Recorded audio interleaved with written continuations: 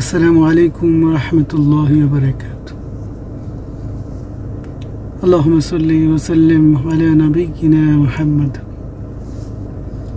আমরা প্রতিদিন কত কথা বলি, কত কাজ করি, সবকিছু কি আমাদের দিনের সাথে সম্পর্কিত,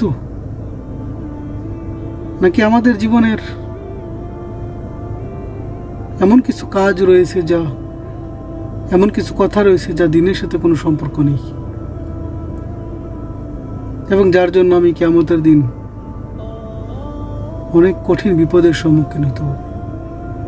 অথবা আমি এমন কোনো কথা বলছি যা শরীয়ত আমাকে নিষেধ করে, এমন কোনো কাজ করছি যে কাজের ব্যাপারে শরীয়ত আমাকে নিষেধ করে। আমাদের দৈনিক কাজের মধ্যে, কথার মধ্যে বহু কাজ, বহু কথা এমন রয়েছে যার দ্বারা আমি প্রতিদিন আমার ঈমানকে ক্ষতিগ্রস্ত করছি, আমার আখিরাতকে ধ্বংস করছি, যার দ্বারা সমাজে হিংসা, বিদ্বেষ, হানাহানি, মারামারি, ফিতনা, ফাসাদের সৃষ্টি হচ্ছে। তার মধ্যে কয়েকটা কথা, কয়েকটা কাজের ব্যাপারে আল্লাহ তাআলা সূরাতুল হুজুরাতের মধ্যে বলেন, ইয়া আইয়ুহাল্লাযীনা আমানু ইজতানিবু কাসীরাম মিনায-যন্ন ইন্না বা'দায-যন্নি ইসমুন। হে ঈমানদারেরা, তোমরা অনুমান করে আন্দাজে কোনো কথা বলো না, কারণ অধিকাংশ ক্ষেত্রে অনুমান করা এটা গুনাহ, অপরাধ। ইসমুন, এটা পাপ। অনুমান করে কথা বলি, হতে পারে, নাও হতে পারে। একজন ব্যক্তির ব্যাপারে একটা কথা বললাম, তার চরিত্র নিয়ে কথা বললাম,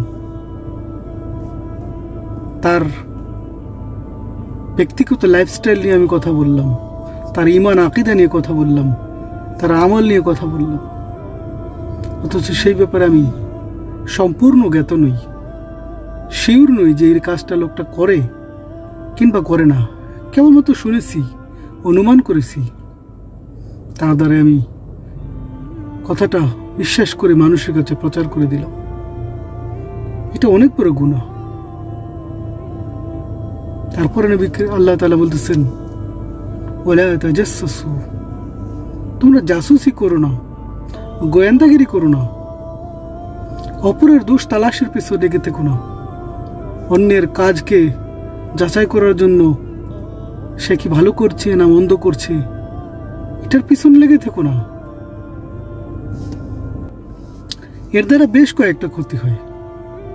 একটা হচ্ছে, আপনি যখন কারো দোষ তালাশের ভিতরে লেগে যাবেন, প্রথমত আপনি আপনার অপরাধটা ভুলে যাবেন, দ্বিতীয়ত আপনি ওই ব্যক্তি সম্পর্কে মন্দ ধারণা রাখবেন, তৃতীয়ত আপনি এই ব্যক্তির কোনো মন্দ কিছু পেলে যা আপনার কাছে খারাপ মনে হয়েছে, মন্দ মনে হয়েছে, এটা আপনি সমাজে প্রচার করবেন। এর দ্বারা ওই ব্যক্তির চরিত্র, ওই ব্যক্তির ব্যক্তিগত জীবনে অনেক বড় প্রভাব পড়তে পারে। ইসলাম এই বিষয়গুলোকে সমর্থন করে না। এই বিষয়গুলোকে ইসলাম খুব কঠোর হাতে নিষেধ করেছেন। রাসূলুল্লাহ সাল্লাল্লাহু আলাইহি সাল্লাম বলেন, যখন তুমি তোমার ভাইয়ের পেছনে গোয়েন্দাগিরি করার জন্য লেগে যাবে, তার দোষ তালাশ করতে থাকবে, আল্লাহ সুবহানাহু ওয়া তাআলা তোমার দোষ তালাশ করতে থাকবেন। শেষ পর্যন্ত এমন হবে তুমি ঘরের মধ্যে বসে থেকে লাঞ্ছিত হবে, অপমানিত হবে। কত ভয়ঙ্কর কথা! আল্লাহ তাআলা যখন আমাকে লাঞ্ছিত করবেন, তখন আমার ইজ্জত রক্ষা করা, দুনিয়াতে বেঁচে থাকা কঠিন হয়ে যাবে। এটা তো দুনিয়াতে, কিয়ামতের দিন রয়েছে কঠোর আযাব, এমন আযাব, সেদিন সবচেয়ে বড় সমস্যা যেটা হবে, আপনার নেক আমলগুলো ওই ব্যক্তিকে দিয়ে দেওয়া হবে। ওই ব্যক্তির ইজ্জত নষ্ট করার কারণে আল্লাহ তাআলা সমস্ত মানুষের সামনে আপনার ইজ্জত নষ্ট করবে।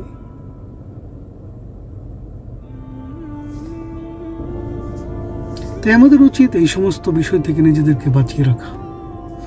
তারপরে আল্লাহ তাআলা বলতেছেন, ওয়ালা ইয়াগতাব বা'দুকুম বা'দা, তোমরা একে অপরের গীবতে লেগে থেকো না, দোষ চর্চায় লেগে থেকো না। শুধু তাই নয়, এই কথার ভয়াবহতা বোঝাতে গিয়ে আল্লাহ তাআলা বলেন, ইউহিব্বু আহাদুকুম আইয়াকুলা লাহমা আখিহি মাইতান ফাকারিহতুমু, তোমরা কি আপন ভাইয়ের, মৃত ভাইয়ের গোশত ভক্ষণ করাকে পছন্দ করো? আমি যতটুকু জানি তোমরা তা পছন্দ করবে না। আল্লাহ তাআলা বলতেছেন, আমি জানি তোমরা সেটা পছন্দ করো না, তাহলে কেন তুমি তোমার ভাইয়ের গীবত করছো?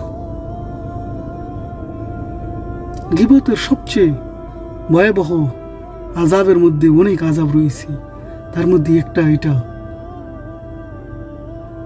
যে আল্লাহ তাআলা আপনার মৃত ভাইয়ের গোশত ভক্ষণ করার সাথে তুলনা করেছেন।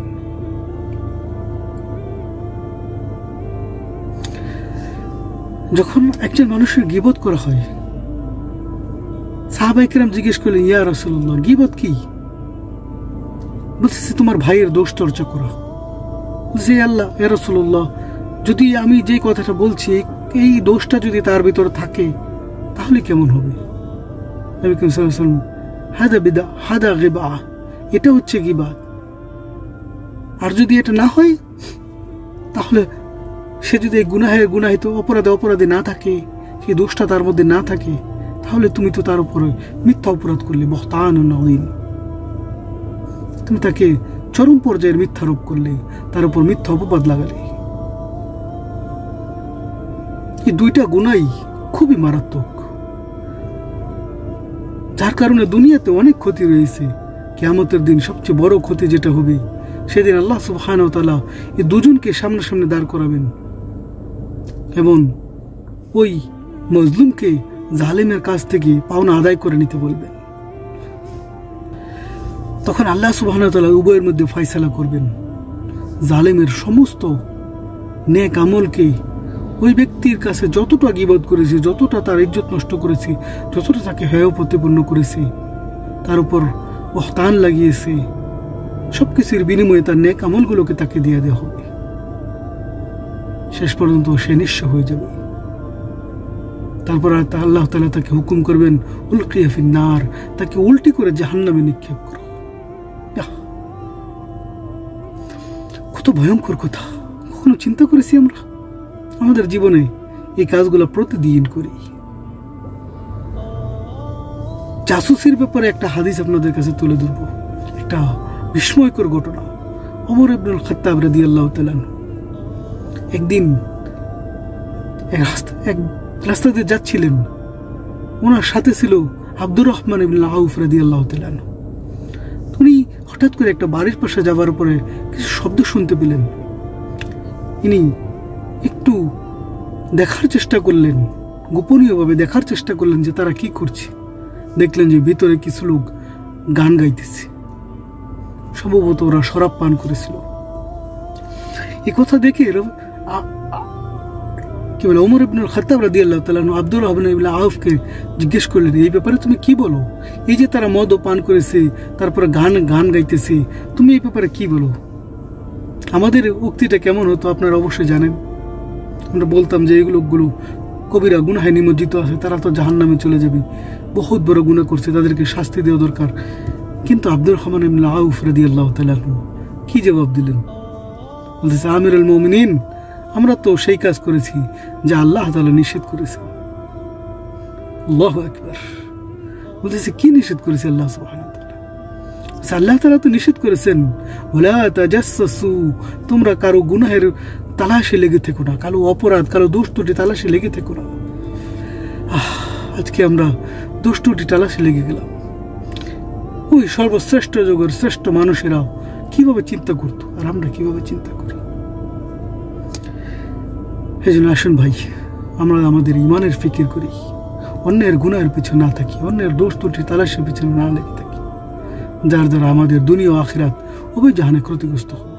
আল্লাহ তাআলা উম্মতকে হেফাজত করেন, আমাদের ঈমান ও আমলকে হেফাজত করেন। আমিন।